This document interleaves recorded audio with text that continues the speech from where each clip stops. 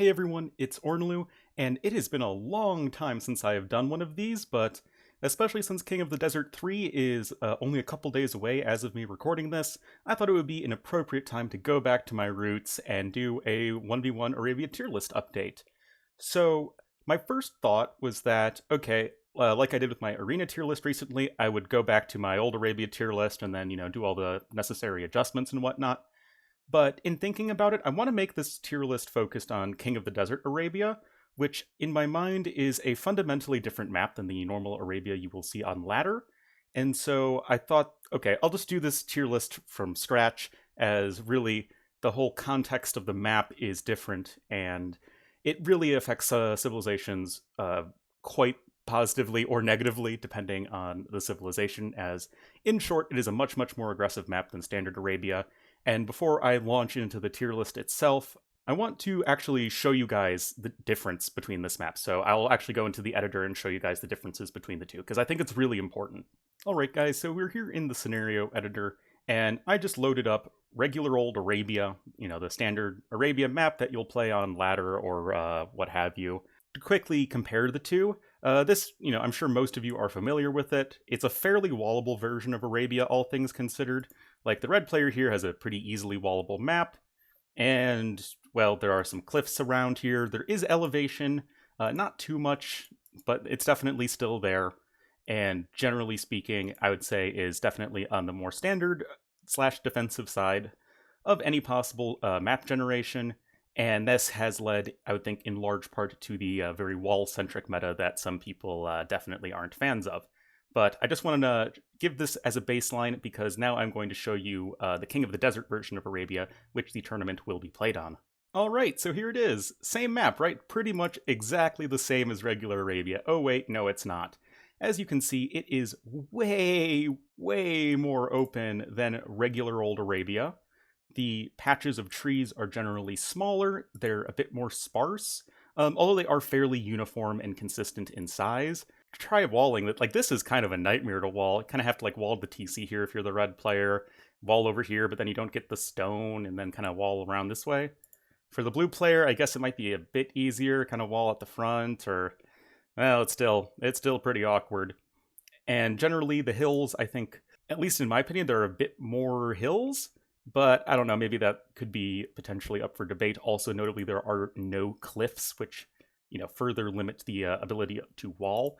So I think that this is actually just a fundamentally enough different map compared to regular Arabia that I think it's worth doing the tier list from scratch. So in addition to serving as, a good old 1v1 Arabia tier list video, I also will use it as sort of predictions for how at least the civs and strategies side of KotD is going to end up playing out, and we can all watch this later and laugh when I am horribly wrong. But yeah, let's get into the tier list. So right off the bat, I definitely want to say that there is no F tier on this tier list because I don't think any given civilization is so horrendously bad on Arabia that they would belong in F tier. I think it is closer overall than it would definitely be for some other maps.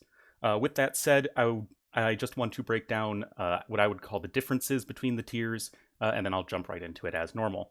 So S tier, these are the civs that we're actually not going to see a whole lot of in KotD, because they're going to be banned all the time. We might be able to see them here and there if somebody really doesn't like playing against a certain other civ, or if a certain civilization counters a lot in their own draft. So it's not like we won't see these civs at all, but obviously these are the top of the pack civs that are going to get banned all the time. And if not banned, at least picked, like, every time. The A tier civs are going to be, I think, what we see most of. Like, they'll make the bulk of the civs that we'll see throughout this tournament, as they are usually not good enough to get, like, insta-banned, but they're good enough to be picked consistently, and I would say at least 2/3 of matches, like, from one player or another.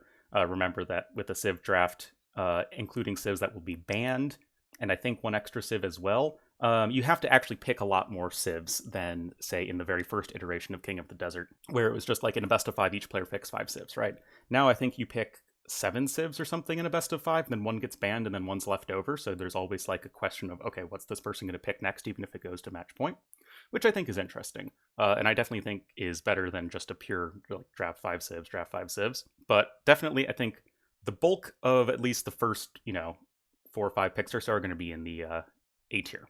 B tier are civs that we will see occasionally, maybe in, I don't know, a quarter of drafts or in like a quarter of matches, maybe a little bit more. They're the civs that are going to be rounding out your draft once like the very, very good civs are all taken.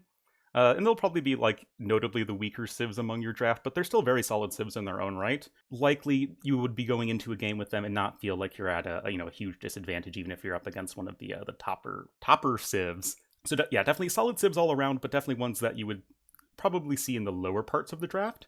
I would definitely say an exception would be B tier civs. If a certain player has a specific strategy with them, then you can definitely see the civ picked like a lot by like a certain player. These are more the niche picks, right? They're the counter picks, the more meta picks, and they're going to be solid, but not, super constant among all players. Like only specific players will probably pick a lot of these civs. C tier goes into the realm of, okay, we might see this in like 5% of matches. Like very, very, very edge picks. Yeah, like I will probably see them at least once throughout the entire tournament, but probably not more than like 5 times or so. Like again, very, very edge case picks. Maybe we would only see them in the later stages of the tournament that are like best of 7, I think even best of 9 for the finals. Might see them occasionally, but they're generally among the more mediocre civs. And finally, D tier are the civs that I think we are just unlikely to see because they're the worst civs for Arabia. Although, like I said, it's not like they're so hopeless that they're, it's insta-loss, and we might even see them once or something. But yeah, I don't think unlikely to be seen. So with all of that rambling aside, let's get into this, shall we? And we're going to start with Aztecs, who like to make my life easy.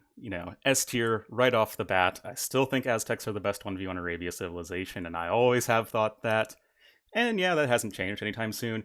In the more aggressive variant of Arabia, this is of course something I'll be talking about throughout this tier list. Yeah, Aztecs are going to be thriving there. They're a very aggressive civ, but they have the eco to follow it up. This is a meta where drushing is very popular, so Aztecs totally going to be thriving in that scenario with their extra gold and good farmers and whatnot. I think we'll be seeing a lot of drush into flush from players. Maybe a bit more men-at-arms than normal, just because the maps are more open, but with towers nerfed, I still think that towers are going to be a more niche strategy from certain players rather than like from everybody. But yeah, Aztecs, I don't think I need to say a lot about them. That hasn't already been said. They're just really, really good and have very few bad matchups, if any, really. Before I go into Berbers, I do just want to point out real quick that, like usual, I'm going to start by just putting the civs in their respective tiers, alphabetically and not really ordering them. And then I'll go back at the end, go over my tier list, and then think, okay, maybe this civ's a little bit better than this civ, but the ordering doesn't really matter as much, honestly. It's just, okay, I think some civs are going to be at the top and some civs are going to be towards the bottom. But like I said, I'm not going to do that to the end, so we're just putting civs in tiers for right now. That said, Berber time. I wish I could put them in B tier, but I think I have to put them in C tier. So the big problem with Berbers is that they don't have a lot going for them in the Dark and Feudal Age. You have the faster moving villagers, and that's it. You have no real bonuses. Your cheaper stable units don't come in until Castle Age, and obviously Camel Archers don't come in until Castle Age. And then even from there, you're weak to a lot of good like Halb Ram civs, because you're wanting to tech into cavalry. You do actually have the tech tree to fight against like a strong Halb Ram push sort of thing, but it's not really something that you're easily going to be switching into a lot of the time. Without a super powerful eco or early game military bonus, I really don't think you can justify Berbers being higher. Although maybe somebody will pick them here and there and then smash people in the Castle Age with Knights, or in late game with cheap Hussars and Genitors. So it's like, they're still a strong civ, they have strong options, but not really, I think, in the most competitive world for especially this more aggressive Arabia variant. Britons. I'm going to put them in A tier. Some people might think they're S tier. I think that especially on a more aggressive Arabia variant, like maybe they'd be S tier on the like latter Arabia, but on KotD Arabia, it's more open, which means that mobility is going to be a more important strength, I guess, for any civilization, a more important factor. And that's not Britain's. Britain's armies are not mobile. They want to be getting to Castle Age most of the time. Like, they're a strong Feudal Age civ. They have a good Dark Age eco and the faster working archery ranges. They like being in Castle Age where they have the cheaper town centers and the extra range for their archers. If you're in like a prolonged Feudal Age scenario, that's not really quite so much playing to the Britain strengths. And especially in late game, they could just get torn apart by cavalry civs who can just raid them to death, and Britons just can't be everywhere at once with their massive archers and halberdiers and trebs and whatnot. That said, they're Britons, they're still in a fantastic civilization, and I'm sure we will be seeing them all the time, but I don't think that they're so solid in like all of the matchups and like all possible map generations to really warrant them being an S tier. Again, this is all just like my personal opinion. Man. Bulgarians. Kind of hovering between C and B tier. I'm gonna put them in C tier for now, but maybe I'll bump them up later. Bulgarians suffer from not having crossbowmen and not having much of an eco bonus. Like, you have the cheaper stone cost on your town centers, but that's a more minor thing. You have a very strong men-at-arms rush, and you can do that men-at-arms plus towers, or you can even go men-at-arms into scouts, something you really don't see all that often, but you do see with Bulgarians. Krepposts can be great for securing map control or defending or whatever. Konaks are amazing.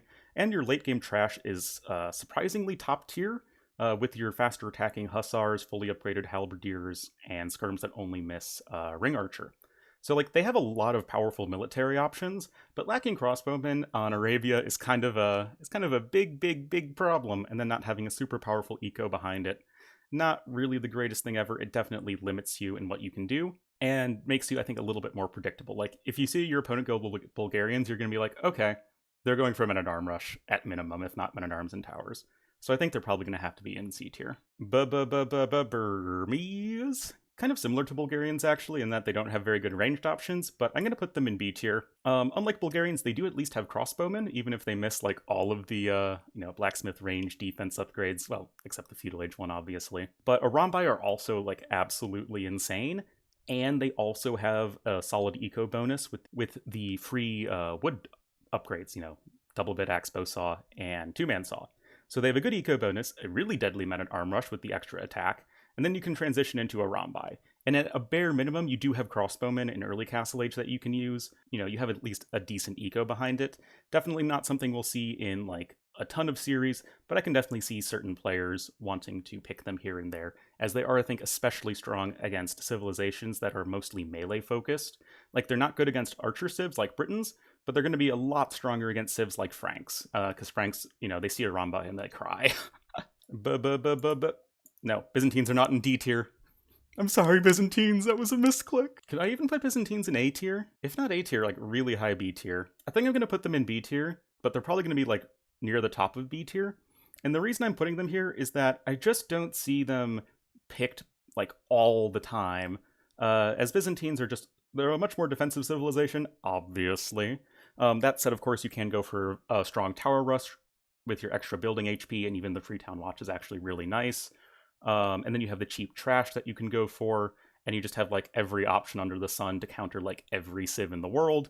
The cheaper cataphract upgrades also make them a lot more potent against the American civs, as Eagle Warriors suddenly become a lot less useful against Byzantines. But they're still inherently defensive by nature. Like, nothing's going to change that, especially in a more aggressively oriented Arabia. Like, yeah, the Byzantines are going to be good at defending, but it's not something I think that most players are going to be super comfortable with. And that's why I don't think they'll be picked like all that often, even if they are going to be, fairly strong in a lot of cases. But good civ, I don't think we'll be seeing them all the time. Celts. A tier. Celts are solid, right? I mean, they've barely had any changes to them in their entire history. Off the top of my head, the only changes that Celts have gotten directly were nerfing Furor Celtica from plus 50% HP on your siege to plus 40%. And then they got Stronghold.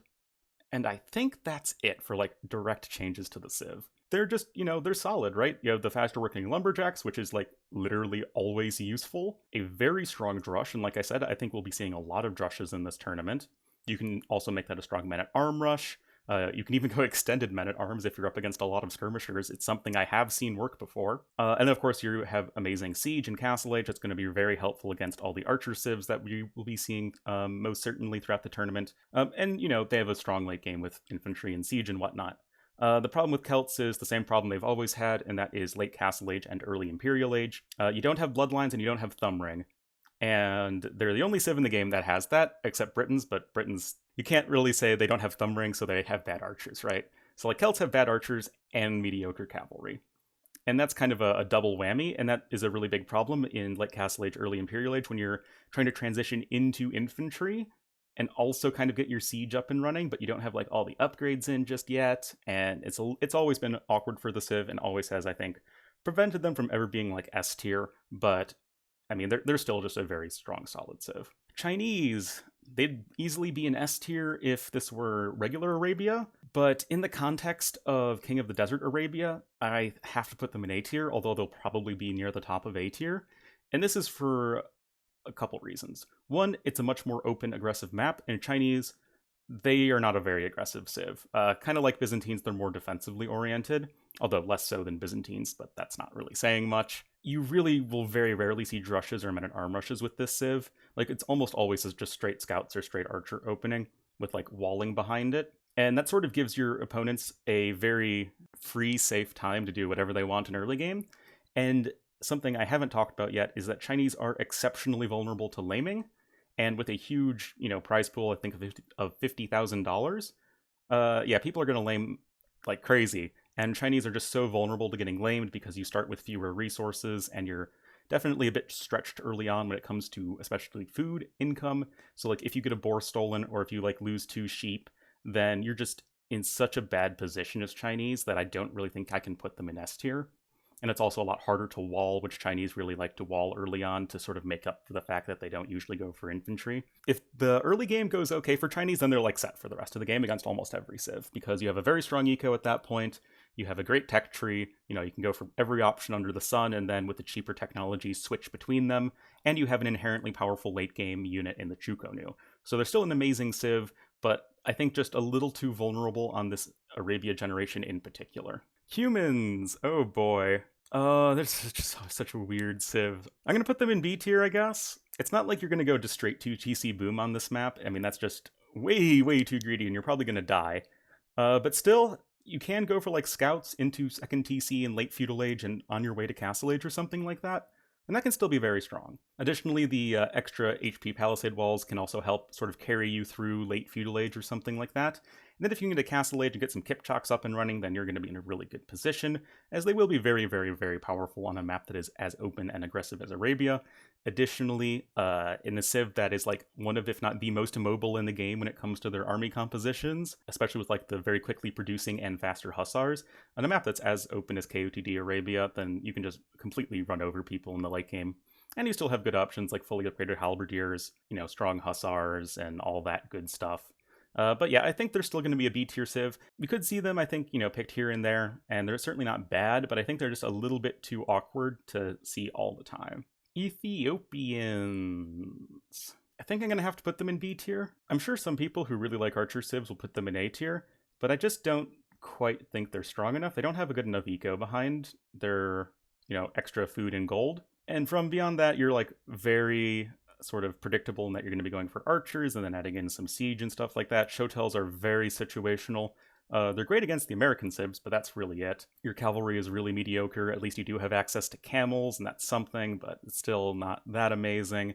And you just really lack a super good eco. But that said, your archers are excellent. You have a very strong early game with the free food and gold you get when aging up. You have a very great men-at-arms rush, all that good stuff. They're not diverse enough in terms of like their tech tree, nor is their eco powerful enough to really keep up with like the A tier civs and the S tier civ. Like all 4 of these civs so far have like a way better eco than Ethiopians. So even though they're very strong, I still don't think they're quite A tier. But I think we'll be seeing them at least reasonably often. Franks, pretty clear A tier for me. Franks are they're just smooth and buttery in terms of how they play. You have a very, very straightforward game plan. You have, you go scouts, and then you go into knights or pikemen and monks, and then maybe some siege. And then if your opponents are making a lot of like halberdiers against you, you go into throwing axemen. You have bombard cannons and all that good stuff. So definitely like just a very solid civ to play.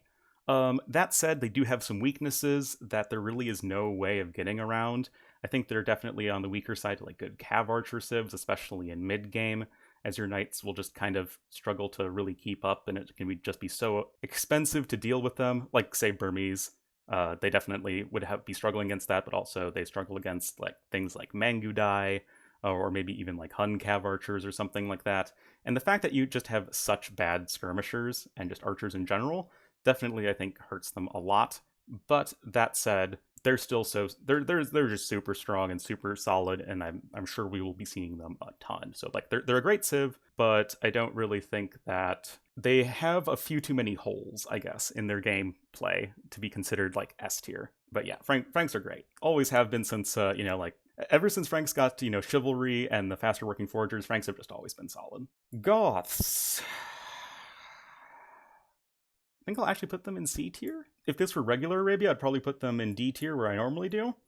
But with the free loom and the fact that laming is just so powerful, I guess, and you're so incentivized to do that, Goths can lame really easily, because you get the free loom, and if you have like a really close spawn, you send a villager forward, and then you just, take one of their boars, and then you go on your merry way. You could even possibly kill the boar. Goths can really be pretty degenerate.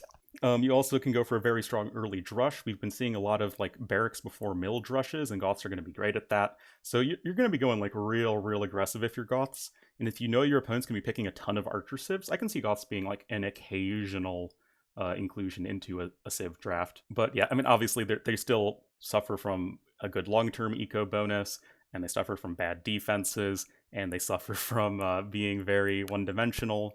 But still, I actually think we could see them here and there. And they're not going to be fun to play against, that's for sure. Huns. Probably A tier, although it's going to be very high A tier for sure. In a very open, aggressive Arabia, Huns are going to be very happy. It's Huns, right? Huns in Arabia is like the classic peanut butter and jelly of AoE2. You have a very strong opening with not needing to build houses and the faster working stables. You can go for pretty much any sort of early to mid game army composition under the sun and be happy with that. Cav archers can of course be really strong in a lot of situations. Just like a PSA, people. Yes, Cav archers in DE have a higher frame delay than they did back in like Vubli, but they're also more frames per second, so Cav archers don't actually fire slower than they did back in AOC. That is actually, I think, a big misconception that's out there right now. Don't spread the misinformation. Cav archers still, like, in practical terms, have pretty much the exact same frame delay as normal, so you can go for... In the situations that you go for Cav archers in Vubli, you should still go for them in DE. And with Huns and the cheap Cav archers, that's great, and, Huns are Huns, as a wise tournament organizer once said. Oh yeah, but I definitely think they're not quite S tier. I don't really see Huns getting like banned all the time, just because they don't feel as overwhelming as I think Aztecs can, especially. And you do have some awkward scenarios, like against good camel civs you could struggle a bit, or like good halb civs you can definitely struggle a bit. But you're still, going to be pretty set with Huns in most cases. Incas. I'm going to put them in B tier. Incas are very predictable in that you're going to be going for something very aggressive with them, whether that be men-at-arms, maybe just a militia rush, or go full towers and, villager blacksmith upgrades and whatnot. And that's really not great for the civilization if you're just that predictable. Of course, if it's so strong, it doesn't matter if it's predictable, but still, I think it's not as consistent as it could be. And you really just don't have a great long-term eco behind it. But Incas are still a solid civilization, and I'm sure that we will be seeing them at least fairly frequently, like most of the B-tier civs. They're not going to be, like, I think, a top pick in any draft, as I think they are definitely the weakest of the American civs right now in terms of overall strength, just from lacking that powerful eco that Aztecs and Mayans have. Indians... C tier for sure. You don't have knights, and that's kind of a problem. Especially if you're in a situation where you really want to have knights. If your opponents are, say, going for a lot of eagle warriors, they have a really bad matchup against the American civs. You don't want camels in all situations. Like, yeah, your camels are great, but you don't always want camels. You do have cav archers, and you do have a good eco, and you have gunpowder, but other civs can kind of do a lot of what Indians do better. And you're probably only going to see Indians picked in a scenario where you see a lot of cavalry civs in your opponent's draft. They don't stand out enough to me on Arabia 1v1. Italians, also C tier. Don't really see Italians getting picked much. They have a broad tech tree. They do have the cheaper age up, which is pretty, always useful, right? And Condottiero were buffed so that they have more attack and they benefit from Pavisa, so that could be a nice early Imperial Age strategy. But you still lack really any good military bonus until like late in the game. And you lack any sort of persistent eco bonus as well. You also don't have Halberdier or Siege Ram, which can also be an issue. Yeah, we might see them occasionally, very, very rarely, but I don't think we'll be seeing them too often. Japanese, solid B-tier civ, I think. Good way to round out a draft, but not really a top pick. Your men-at-arm rush is very scary with the faster attack speed on your infantry. Tower rushing is also great, as you can eventually work your way into Yasuma towers, which are also going to be great for pushing in the late game or just holding territory. Cheaper drop-off sites is, a fantastic early game eco bonus. Flexible tech tree overall. but you still have a very weak mid-game economy, and in the later stages of the game, you lack a sort of inherent power unit. So yeah, I don't really think they're above B tier, but they're at least a solid B tier civ, and I definitely think we'll be seeing them from time to time. Khmer, so weird. I think they're an A tier. You have a fantastic eco with your farmers magically transporting their food into your bank right away, but they lack a little bit, I think, for 1v1 Arabia. Like, yeah, you don't need to build like a barracks or something, but if you're going for like right into scouts, then that means that you can't make spearmen in a scout war. And generally with Khmer, you want to be like super walled, especially if you are like going to skip out on the barracks early on, but it's really hard to wall KOTD Arabia. And if you want to go for arbalests, that's fine, but you miss Thumb Ring, which is kind of a bummer. And then it's just going to be so hard to get into elephants. And like Khmer late game is very reliant on elephants, honestly. Your Scorpions are going to be great in mid game as they outrange all but Britain crossbowmen, so that's great. Like, they're still going to be a really good civ. I think we're going to be seeing them quite commonly. I don't think that they're good enough to be S tier, but definitely very good civ. Koreans. Honestly, I think they can be B tier. Kind of like Incas, you would be expecting tower rushes if you are up against Koreans. But like Incas, it can still be very, very powerful and hard to deal with. Like the free tower upgrades and extra range in Castle Age just means that, like, offensively, like if you're pushing with the towers, it can be so hard for your opponent to defend with mangonels. And defensively, it means you're almost immune to mangonel pushes, which is really great. And war wagons are awesome, but they still lack a super strong eco bonus. It definitely, I think that they're put into B tier. Because the 20% discount for wood on all but siege units, it is actually quite nice for a bonus, but I definitely don't see them being more than a niche pick, and probably from the Chinese players. Like, they can be really, really strong, but they definitely are not quite, they're not quite there. But they just have such a powerful late game, and they do have the defensive tools to get there, kind of like Byzantines. Probably on the lower end of B tier, but I think they can still be picked here and there and do decently well. Lithuanians. Probably B tier. Solid B tier civ. You have a good strong early start with your extra food, as you can go for very fast up times. Go scouts, go men at arms, do whatever you want. Your faster moving trash units are great. Well, I mean, spearmen and skirmishers is great, but you just lack a super strong eco. At least in like the mid game into the late game. If you can't get any relics, then your cavalry isn't really anything special, but cavalry is still going to want to be like the core of your army. And like, they're definitely like a good civ. We'll definitely be seeing them, I think, fairly frequently, but not, I think, they're not quite at the same level as the A tier civs. If you want like a cavalry civ, Franks are probably going to serve you better for, KOTD Arabia. However, if you get to a bunch of latists in the late game, then yeah, they'll steamroll everything because the unit is just silly. So yeah, I mean, they're definitely a solid civ, good solid B tier civ. Speaking of which, Magyars, also B tier. Very strong early feudal age with the free attack upgrades, usually going to be scouts, but occasionally you can do men-at-arms if you feel like it. But you still lack a good mid-game eco. You really don't have any sort of eco bonus. And it's hard to go into Cav Archers with this civ because you don't have the eco or really even the military bonuses to really help get you there, which can be kind of an issue. Huns are generally going to be a bit more flexible and have a bit of a smoother game plan. Magyars are definitely a little bit overshadowed by their Hunnic brethren, but they're still a solid civ, and if you like the sort of play style of Magyars, then you can definitely work them in. Their late game is still insane. If you can get to the Cav Archers, they're bonkers good. Magyar Hussars dominate in trash wars, and you have cheap Hussars, fully upgraded elite skirmishers, and at least you have Halberdiers, right? So they're fine. Malay. C tier, struggling for the same reasons that Chinese do. If this civ gets lamed, it's very sad, and you know that with Malay you will see drushes from time to time, but men-at-arm rushes aren't really a possibility with the civ unless you like get super lucky and can lure all of your deer or whatever. Early Castle Age elephants can be strong, but they kind of fall off afterwards. You can then go for arbalests, maybe karambits, and you have trash two-handed swordsmen, which are great. You're very vulnerable to getting lamed, and you generally play a bit more defensively early on. And I feel like just other civs can kind of do what Malay do, but better and more smoothly. But of course, that said, like, we can still see them here and there. I just think they're going to be a little bit on the riskier side. Malians, A tier. You guys know I'm a big fan of Malians for 1v1 Arabia, and I think with good reason. You can go for pretty much any strategy under the sun, and it will be above average to really good. Extra pierce armor for your infantry can be great. Depending on the situation at most stages of the game, it can help you with your early men-at-arm rush. We've seen longswordsmen work with this civ if you're up against a civ like Britons or something like that. You have the same pierced armor for your swordsmen as you do like for eagle warriors, so like that can be really good. It's always going to be really awkward with the civ in early Imperial Age because you miss Bracer, Halberdier, and Siege Ram, which is like the big trifecta, even if you have like every other tech.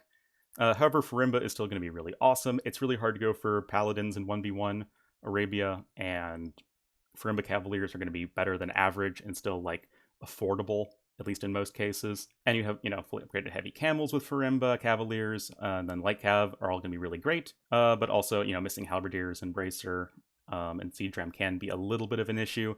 But even still, like, they're just going to be a really solid pick that I'm sure we'll see all the time. Mayans. I'm still going to put them in S tier, but it's probably closer to A tier than the that I've ever, said with this civ before. So Mayans generally like being able to go for like a fast castle like Britons, but I think unlike Britons, Mayans are more okay in like protracted feudal age wars. You can go for a lot of great aggression with this civ. Eagle Scouts can definitely be something you can mix in. Going for archers in the mid game can be great. Obsidian arrows can be situationally like game winning instantly. And plumed archers are going to be pretty sick as well. And Mayans are just great for all the reasons they have now historically been. And I think importantly, like compared to Britons, they're faster, right? You have eagle warriors that are pretty fast, plumed archers which are pretty fast, whereas Britons really don't have those options. Like, yeah, Britons have cavalry, but you're not really going for that most of the time. And yeah, Mayans are just solid and consistent in most parts of the game, and I think that we're still going to be seeing them all the time if they're not banned, which I honestly think they'll probably be banned a lot of the time still. Mayans are still great. Mongols, A tier. Probably the lower end of A tier, but still A tier. Very aggressive Arabia map. Scout rushes are going to be super strong with very fast uptimes, but you can really do pretty much anything early on. They're still going to be weak in the mid game, but of course Mangudai are going to be amazing in the late game if you can get to them. It's kind of like an Exodia, like, okay, if you assemble all the pieces to elite Mangudai, you just win the game. Then that is the case in a lot of scenarios, but it can be kind of hard to get there. But I still think that like Mongols are still strong and people really know how to play the civ. Extra HP hussars, although not like universally better than like generic hussars, are still going to be really good, and you can run them around everywhere. And you still have a very mobile army, and at least you do have like Arbalest, which is really nice for the civ. So yeah, I still think they're in A tier. Oh yeah, also I think the thing that really solidifies them in A tier, in my opinion, is they're amazing at laming. And that's also something I forgot to mention with Mayans, because Eagle Scout civs are great at laming. Same with Incas, just because they have more HP and they move slower, so the boar isn't as likely to be like too far behind and then de-aggro. So yeah, the Eagle Scout civs are going to be great at that. Also, Mongols with their extra line of sight for their cavalry, like you can just go to your opponent, almost right away, and then find one of your boars and then take it, and then your Mongols, so you benefit from stealing a boar like more than almost any other civ. So yeah, that can also be really, really strong, and I think that's what sort of ensures their spot in A tier in my eyes. Persians. I do think they're a B tier civ, so they're very sad that they lost their extra 5% work rate in Dark Age, but they're still a totally solid civ. Sort of going to be going into cavalry most of the time, which is a little unfortunate in terms of being somewhat predictable.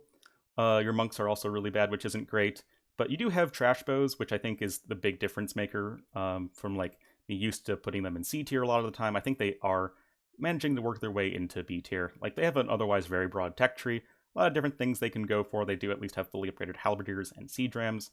They're very sad that they miss Bracer, but that's really the only downside. The civ still has an amazing economy. The extra HP on their town centers can be great in like mid-game if you're defending like that, and it sort of compounds with wanting to defend and then get your super good eco and then go into cavalry and all that stuff. So like, if you're a big fan of cavalry civs in this tournament, then I can still see Persians being fit into, drafts here and there. Portuguese. Play like a worse Italians, and Italians are a C tier civ. That's really not great. Organ guns can like be situationally amazing, but they can also be very weak in a lot of other situations, and Portuguese like being in very sort of closed defensive oriented situations, and that's not this Arabia. They do have, the 20% gold discount now, but it's still not that amazing. And like missing squires is really annoying for your halberdiers. You don't have the greatest cavalry in the world. No hussar is definitely annoying. Like the civ is just, I don't see them being picked. They're just a little too slow. Like Italians at least can hit a little bit harder earlier with the cheaper age up bonus. Essentially, you can go up a villager sooner. You can add an extra men at arm or an extra scout early on, and then like condos can be nice for like power spikes. And Portuguese don't really get any of those. Saracens, solid B tier civ, I think. The archer bonus can be really, really hard to stop in some situations. I'm sure Tato will be picking them fairly often, but also the market bonus is great. The market being so cheap is really, really nice, and you have a very broad tech tree, but you still are missing Cavalier, which can be kind of limiting, and you miss a, I guess, very consistent eco bonus that is like universally useful, like, you know, the Celt Lumberjack bonus is like always useful, the Persian faster working TCs is like always useful, and the market bonus isn't really that consistent, and Mamluks can be kind of in a lot of situations. But still, you can do some really, really tricky things with this civilization, and I still think they're good, solid B tier civ. Slavs, A tier. I think Slavs can be compared to Franks in a lot of ways. Both are more cavalry oriented. However, Slavs, although they lack as strong a Dark Age as Franks and like early Feudal Age, they'll be a little bit slower to get rolling, but when they get rolling, I think they're going to be stronger than Franks. Your farm eco is insane with the Civ. You know, you'd have fully upgraded Hussars, which is great in late game. Boyars can be situationally useful now that they have more Pierce armor. Druzhina infantry can be insane. The cheap Siege is insane. Their monks are also better than Franks. So I think that this Civ is maybe even a little underrated, and I think they're on a very similar power level to Franks. It's just Franks are, like, I think a bit easier and a bit more well-known. Also, they have +4 defense for their skirmishers, which is great. Franks don't have that, but they're still definitely a little bit on the slower side, as in, you're not going to be as likely to go for, like, super, crazy feudal age aggression with the Civ. You want to kind of chill, sit back, and become huge. Spanish, probably C tier, but high C tier. Conquistadors being additionally affected by skirmishers, as in they get extra bonus damage from them, definitely hurts the Civ a lot, and you're just very predictable. Like, you're either going to be going full defense into Castle Age and Conquistadors, or you're going full Tower Rush into Conquistadors. The map being super open, I don't really think helps that plan too much. You still have an otherwise very broad tech tree, but like Bulgarians, they do suffer from not having crossbowmen and not having a huge eco bonus going for them, even if they have very strong unique units. I'm sure we'll still be seeing Spanish here and there, especially from someone like Lix or whatever, VV as well, but I don't think we'll be seeing them as frequently as even a lot of the B tier civs. Tatars, solid B tier civ as well, I think. So the thing with Tatars is you have a nice, early eco with your sheep lasting longer. It even helps if you get lamed. Like, if you get lamed, it's not great with any civ, but at least Tatars, the longer lasting sheep can at least help you mitigate that a little bit. You have a pretty flexible tech tree, great cavalry options, great cav archer options. Missing Arbalest is kind of a bummer, though. You still don't have much of a mid-game eco, but you do have a much easier transition into cavalry archers than most civs except Huns, because the free thumb ring means that your cavalry archers are going to be a lot more effective in smaller numbers. And you have the high ground bonus, which can be really nice. Extra pierce armor for your hussars is great, but your halberdiers still are made of paper mache. Your siege is pretty solid, but again, I don't really think they're quite good enough to be into A tier, but definitely I think a fairly high B tier civ. Oh yeah, also Keshigs are awesome. They're super cheap and they're really strong. Teutons. If this were like regular Arabia on the ladder, I'd put them in B tier, but because it's a lot more open, I'm going to put them in C tier, where the slowness of the civilization is just a lot more of an issue. Not having husbandry means that your cavalry will be outpaced by a lot of other civs. Your infantry is very strong, but it's slow. Your economy is very good, but it's slow. And I feel like this is just a sort of map where having a lot of very fast and or ranged options is great, and that's not really what Teutons excel at, right? Not having even light cavalry is definitely not super, super amazing. But, like, honestly, they're not even that bad still. Like, you could still just smash people in the face with Teutons. I think they would just, they'd prefer it if things were a little bit more closed off. But honestly, they're probably even high C tier. Turks, sorry guys, you're in D tier. This civ is fundamentally never going to get out of D tier while it doesn't have Elite Skirmisher, or something analogous to it. Because you're just really weak against archer civs. Like, you can just, if you're like a good archer civ, you can just go mass archers and really not be all that afraid, honestly. Because, like, the Teutons, that was last civ. The Turk player is going to be, like, so hesitant to make a bunch of skirmishers, and even if they do make a bunch of skirmishers, they can't be elite skirmishers. And then you're very sad, and then, like, the main options for Turks, Janissaries and Cav Archers and maybe Knights are all potentially vulnerable to good archers. It's just not that great in a very open map.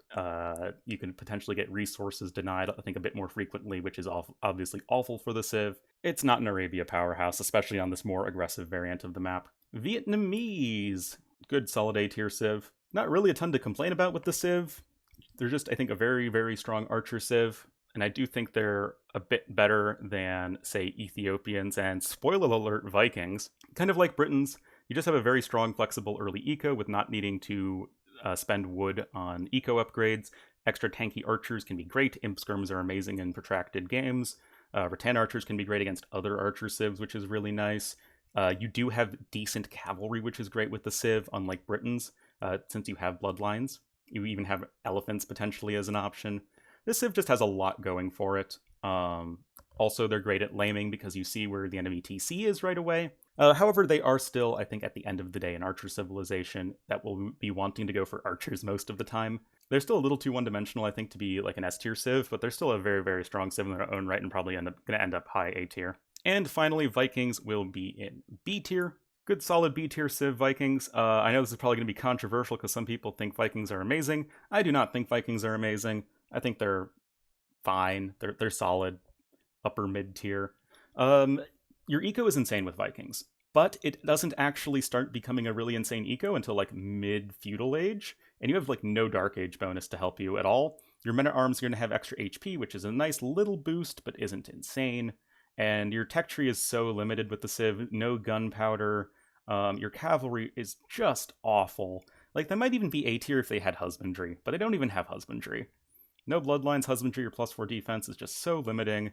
No bombard cannons can be an issue in a lot of scenarios. Berserks can be great, but if you have a lot of good answers to Berserks, then that can be an issue. Like, you have an amazing eco, just not the greatest army in the world. No, I don't think Arbram kills everything in the world, and then I don't think Berserks are the, world's greatest end-all, be-all option. Like, they're good, like, all that stuff is good, but I don't think it's, like, as strong as some of the other civs can offer. Like, I think if you're doing the game plan of Vikings, I'd rather have Vietnamese or Britons.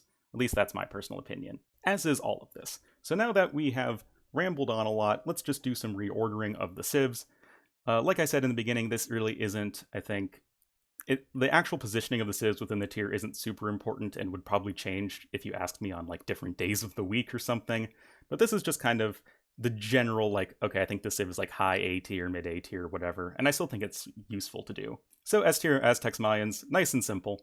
I think that the two Meso civs are going to get banned most of the time. I think Aztecs and then Mayans for sure. A tier, I definitely want to put Vietnamese pretty high up there. Franks and Britons are both going to be high up there. Chinese, I don't know. Malians are going to be high up there. Slavs, Khmer versus Slavs. It's pretty even. I think Mongols probably are at the bottom of A tier. Yeah, this looks reasonably good to me. In thinking about it, like, for one more second, I like Franks a little bit more than Britons, but like I said, this can all change on like a daily basis. B tier, definitely some people like right off the bat I want to put high up there are Incas, Byzantines, Ethiopians, and Vikings. I always put Ethiopians and Vikings together. I think they're very similar in what they do and their overall strength. I just think Ethiopians have a better military and Vikings have a better eco. I think Tatars are honestly fairly decent as well. I think like civs like Japanese and Saracens and Lithuanians and Magyars are all probably going to be towards the middle. I think Koreans, Cumans, Burmese, Persians are probably all lower B tier. Like, I would definitely say that like the top 4 civs of B tier I have are like what I would call high B tier, and then the middle civs, middle B tier, and I think the bottom 4 civs I would call low B tier. So I'd probably like stretch that a little bit more, but I think they're all sort of ish in the same realm of being decent. Like, obviously this tier is huge, but I think that Incas, Byzantines, Ethiopians, and Vikings are all more or less similar in strength. I guess like today I'm feeling going to be Incas, Byzantines, Vikings, Ethiopians. Incas, Byzantines, Vikings, Ethiopians, but yeah, like I said, that could change. Japanese, Tatars, Saracens, Lithuanians, Magyars. I like Tatars a lot. I feel like they're pretty underrated. Japanese can be really strong, but I kind of like Saracens a lot too, and Lithuanians can be pretty bonkers good. I think Lithuanians just have a stronger late game than Japanese, and yeah, Japanese and Saracens I think are really similar in strength. So yeah, let's just go with that. And I think Magyars are probably a little bit lower than them, but I still think they're a bit better than these four. But yeah, let's just do that for now. C tier.